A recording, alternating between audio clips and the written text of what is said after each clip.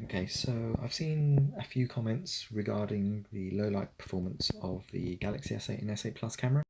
Um, there are a few tweaks you can do to improve the low light performance. It's pretty decent anyway as it is out the box, but there are things you can do to make it better, even in auto mode. So Pro mode obviously gets the best results. You can control literally everything from the metering to the autofocus, and you can have custom tones as well. So it sort of just brings back a little bit more detail in highlight and shadow areas. So these are the settings that I'm using in Pro mode for photos and videos, and you can see it gives it that sort of slightly faded retro look.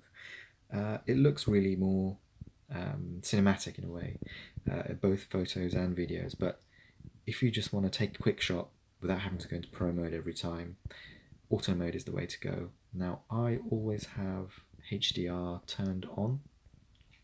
Having on auto doesn't really get the same results all the time, but having it on all the time gets the best results in my experience anyway. But you can trial around with it on auto and off and see what works for you. Tracking AF is on by default. I turn it off. When it's on, what happens when you touch the screen? It locks the focus to that area of the screen and it will follow it throughout the whole frame. Whether you're in full view or just standard aspect ratio, doesn't really matter. When you get close, when you're further away, it will focus to that area of the screen all the time. With tracking AF off, what happens now is it will lock not only the exposure but also the focus to that area, and now you get an exposure slider so you can adjust the level of exposure you have. So obviously higher means the camera is using a higher ISO, or a higher shutter speed, slower shutter speed to get your desired exposure. But I always like to lower it just a small amount. It tells the camera to not only use a slower exposure, faster exposure, sorry, but also lower ISO. So you end up with a slightly cleaner image, and along with that HDR, it cleans it right up.